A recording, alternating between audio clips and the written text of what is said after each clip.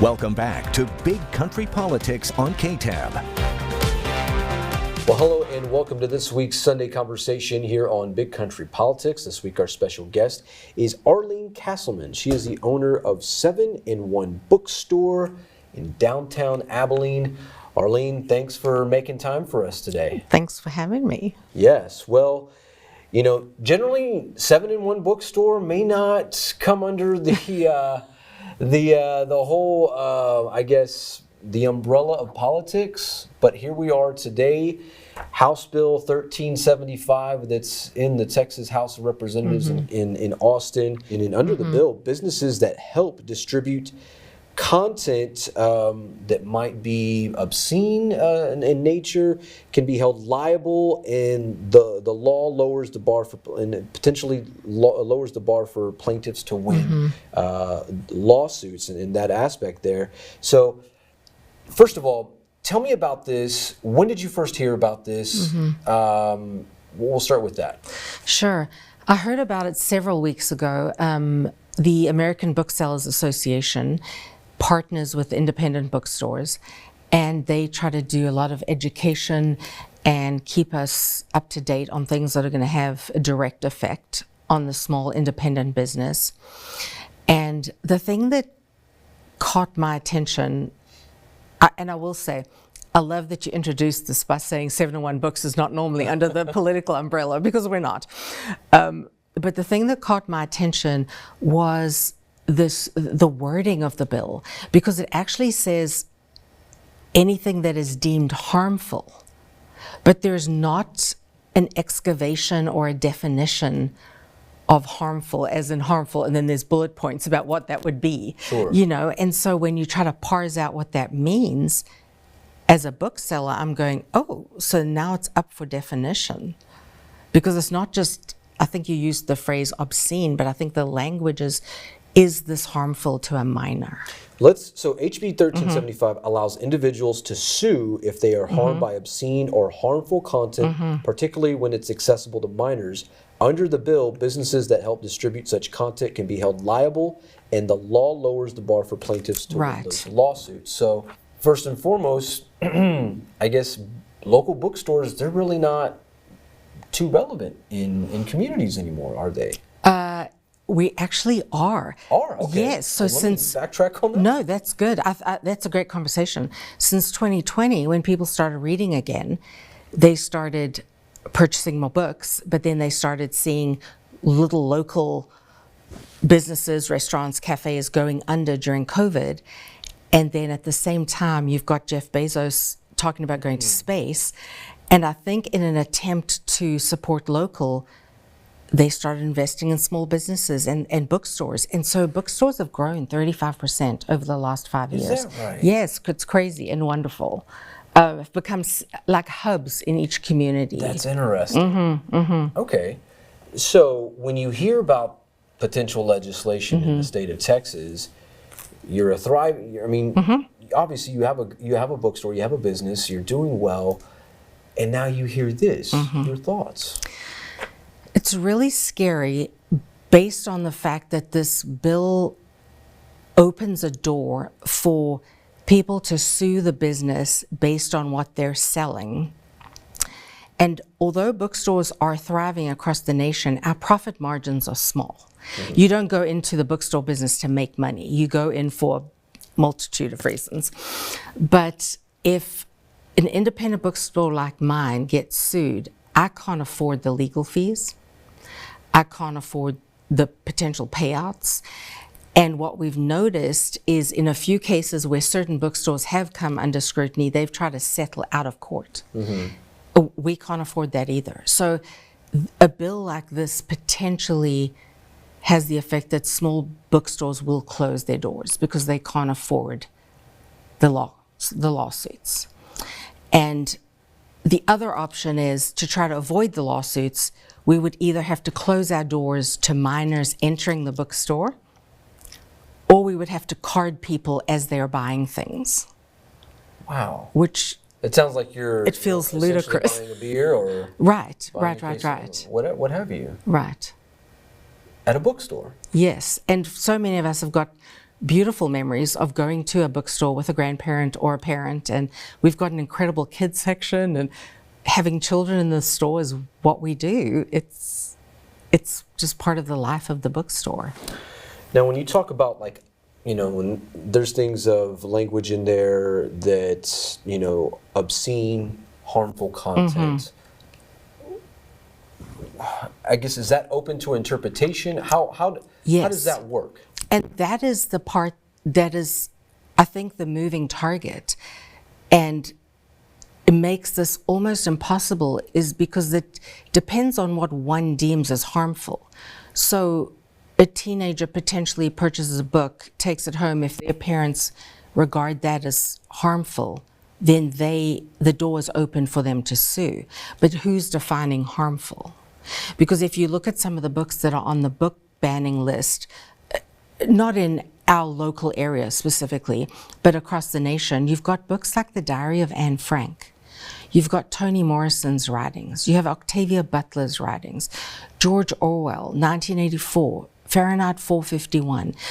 All of these books that for many of us were required reading in school and still are in strong English departments are now on that list. And if a parent deems that as harmful, we're not talking pornography.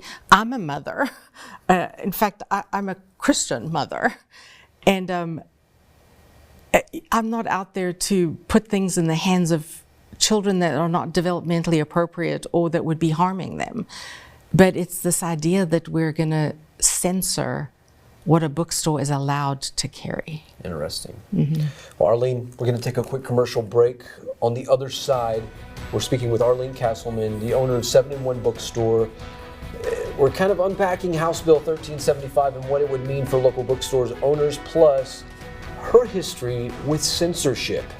You want to stick around. That and more right here on Big Country Politics. Welcome back to Big Country Politics on KTAB. Well, welcome back to the Sunday Conversation. This week our special guest is Arlene Kasselman, owner of 7-in-1 Bookstore in downtown Abilene. We're talking House Bill 1375 and its potential to, I guess, if you will, hold liable bookstores in Texas based on obscene or harmful content that is deemed that way by parents or whoever that may be when it comes to minors. Right. You see it as kind of a form of, it isn't. You see it as a form of censorship in this aspect here.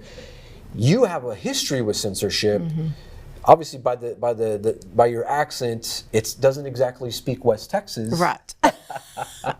Which isn't a bad thing. It's great. We're a melting pot of people here in West Texas. But tell me about that, because that's interesting unto its own. Right. I grew up in South Africa, born and raised, and was born in '67. So my growing up years, my young adult years, were the prime years of the apartheid government in South Africa. So you have constitutional, legal racism as a structure that the country is built around. Nelson Mandela was still in prison. We had this really racist government in place. But one of the big parts of that was every movie we watched, every book we got, every TV, which television started when I was like a young adult, all of that was censored. And so you never knew what version that you were getting. And a good phrase for that to me is when Nelson Mandela was in prison, the rest of the world was fighting for his release. The message we were getting is he's a terrorist. And so the old adage, one person's freedom fighter is another person's terrorist, is true.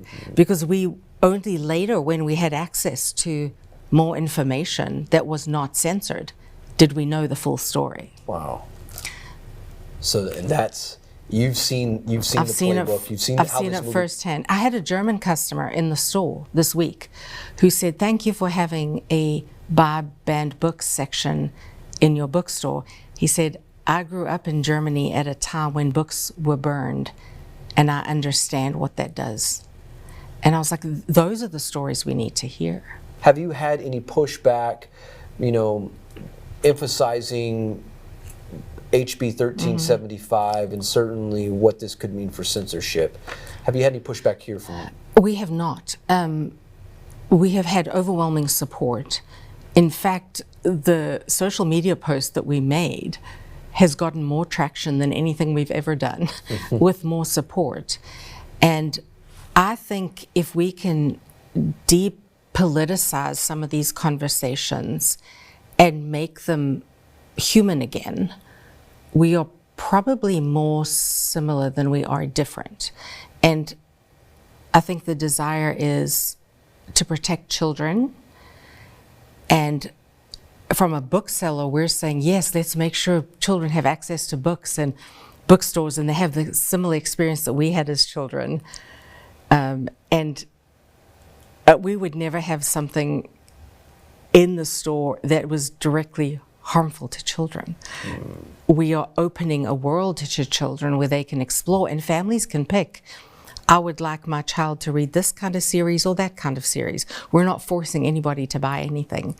But as a private business, we have multiple options and can invite people in so that they can find their own representation in the bookstore. But we're not forcing somebody to buy something against their will. You're the shop owner, you're the gatekeeper of content that goes in that store. Whenever you're selecting books, what's I guess, how do you screen that? What's your process of putting a book on the shelf when it comes to all this? So we're ordering, bestsellers. We're ordering things that we think people need to read in terms of histories, in terms of even current reads. What's trending around the country? What's popular? What do our shoppers want to purchase? We are not screening books going, oh, that book has got... This book is written for adult romance that adults will purchase. I'm not going to say you shouldn't buy that book, or I'm not going to stock it. I'm going to let you pick that, because I feel like that's your right as an American to have that kind of choice. But the way we have the store laid out, I don't have young adult books with my adult romance books. They're pulled in a separate part of the store. Okay. So we have distinct sections. And there are times even where I've said to somebody, oh, this is this kind of book. Are you good with that? I'm not I don't have the place to question what somebody is purchasing, but I'll have a good conversation with people about content. And if you give me some things while we're talking about the kind of book that you like that make me know that you would like a specific kind of book, I'm going to lead you there versus over here. Where there's always, an indie bookstore is always going to ask good questions so that we can put books in your hand that are suited to what you already like. Right.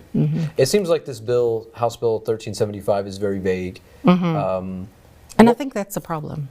What would you like to see done about that?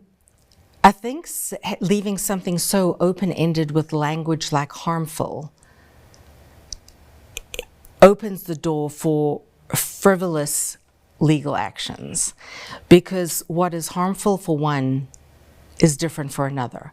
What if I have somebody come in who picks a book in my faith section and takes that home, and they have a parent who is not of a faith perspective, who feels like everything to do with faith is culty or harmful because they may have church hurt and they want to sue over that. And then I have another child or young adult who picks up a clean, closed door is the term we use, where there's nothing sexually explicit in it, romance book, and takes it home, and that parent doesn't like it, and then they sue. It could be coming from both sides. Right. So what we're saying is, let's have conversations in bills that specify certain very specific things if you have to have a regulation, or let's have people able to come and make their own decisions in a private business. Interesting. Well, Arlene, it's been an absolute pleasure chatting with you today. Thank you so much. Best of luck to you with your bookstore, 7-in-1 Bookstore in downtown Abilene. For Arlene Kasselman, I am Manny Diaz. This has been another Sunday Conversation here on Big Country Politics. We'll see you next time. God bless. And thank you, Manny. As of Friday morning, the time we record this show, Texas House Bill 1375 is left pending in committee. We will continue to follow this story as it develops.